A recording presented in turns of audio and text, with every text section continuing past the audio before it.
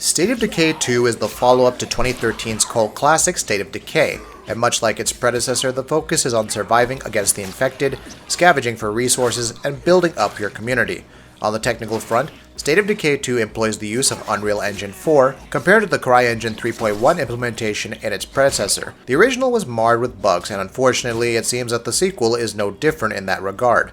The game suffers heavily from a ton of glitches and bugs such as clipping, weird animations, and sloppy textures. And given that we are well past the trauma of buggy games from the days of late 2013 and 2014, it's rather disappointing to see State of Decay 2 and Undead Labs delivering an unoptimized product, especially given how this was supposed to be the leading console exclusive for the Xbox One and Xbox One X.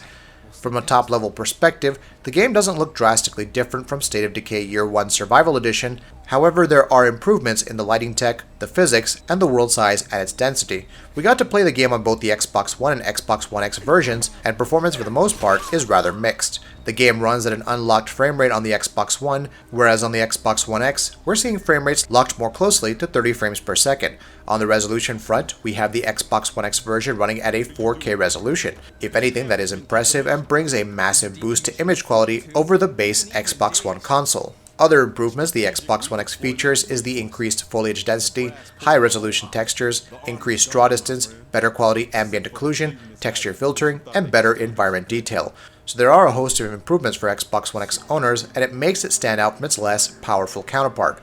Overall, the Xbox One X being a better version is not a huge surprise, but the numerous glitches and bugs remain regardless of whatever console platform you choose to play the game on, and honestly, this is quite disappointing. Undead Labs already had some level of experience working on the Xbox One with State of Decay Year 1 Survival Edition, and if anything, State of Decay 2 should have at least been a much more optimized and polished experience than what it is right now.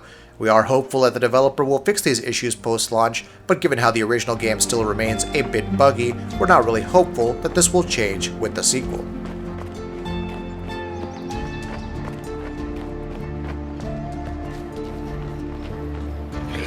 I see a plague Zed on the move. Can't do it.